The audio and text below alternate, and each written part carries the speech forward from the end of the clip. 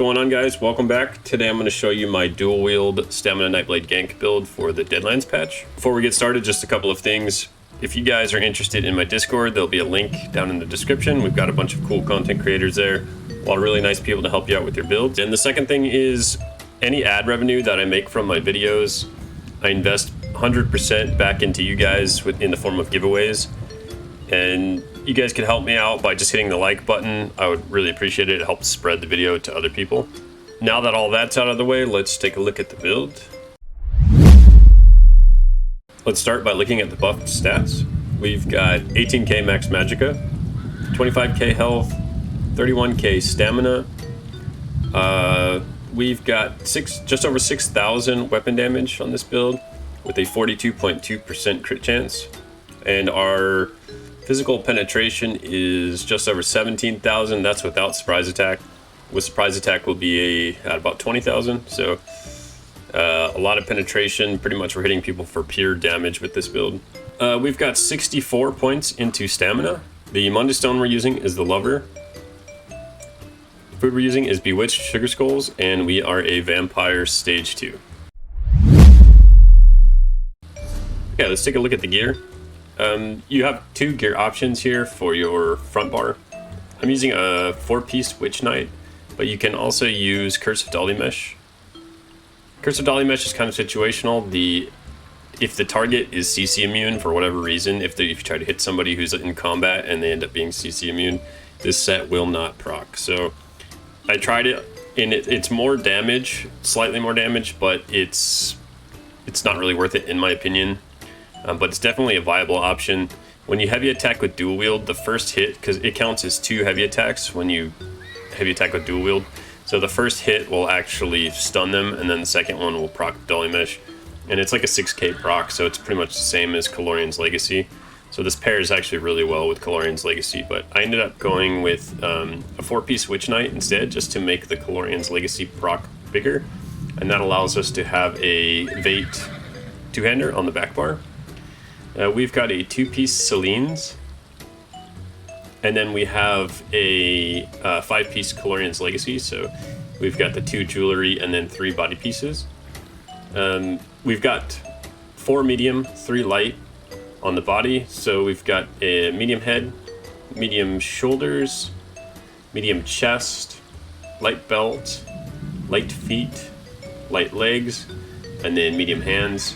But it doesn't really matter as long as you have a mixture of 3 light and the 4 medium.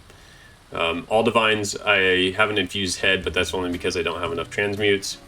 And then we've got Ring of the Wild Hunt. So the reason that we're running only a 4-piece Witch Knight is because it allows us to run a monster set as well as a mythic.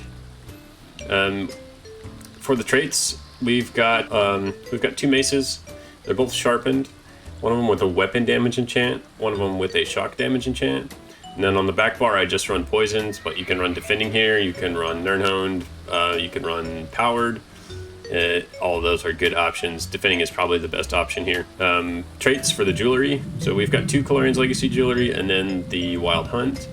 You can run 3 infused for more damage. I've got 2 infused and a swift with a stamina recovery, but if you want to just crank out as much damage as possible, you're going to go 3 infused with weapon damage on all 3. Let's take a look at the skills.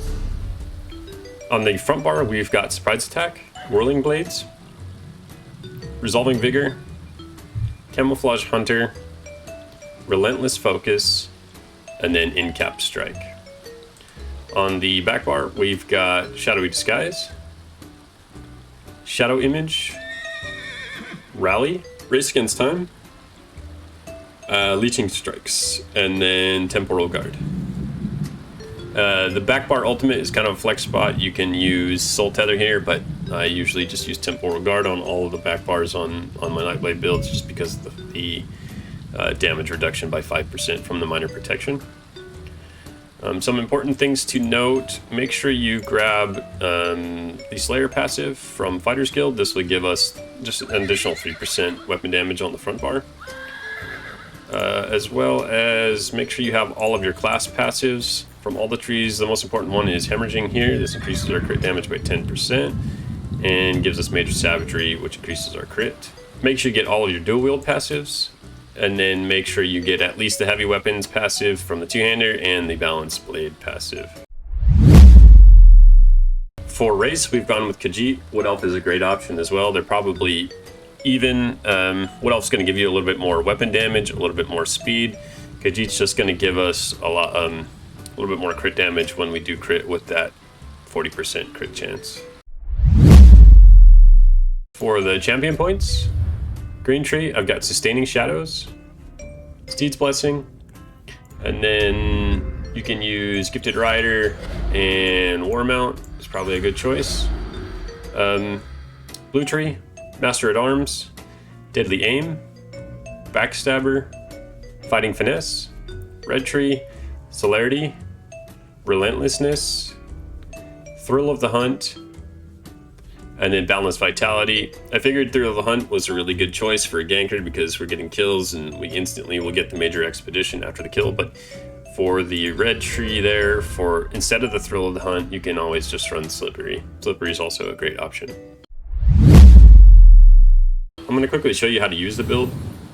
So if you are in proximity of enemies in Cyrodiil or something, you most likely will be in combat. If you're not in combat, that's fine. You don't have to worry about buffing up the Vate two-hander. But if you are in combat, what you'll want to do is make sure your rally's up. And then I just hit my leeching strikes 4 or 5 times, and this will actually buff the Vate two-hander. Now you can see that orange glow on us means that the Vate two-hander is ready. Alright, so you're going to cloak in, heavy attack, in cap, and then spin to win. So if they're not quite in execute range, you're going to want to light attack, surprise attack, and then spin to win. But most people, this will burst them down into execute range. Because of when you hit that heavy, it's going to proc your Calorian's Legacy and your Celine's at the same time. And Celine's is actually doing as much damage as Calorian's Legacy, so it's basically like they're getting hit by 2 Calorian's Legacy procs at the same time. So that will put them in execute range, and then you're just going to spin to win for the kill. It's super easy. Like I said before, if you guys have any questions, let me know in my Discord. There'll be a link down in the description. I think that about covers it for the build. Thanks for watching, guys. Leave me a thumbs up, and we will see you in the next video.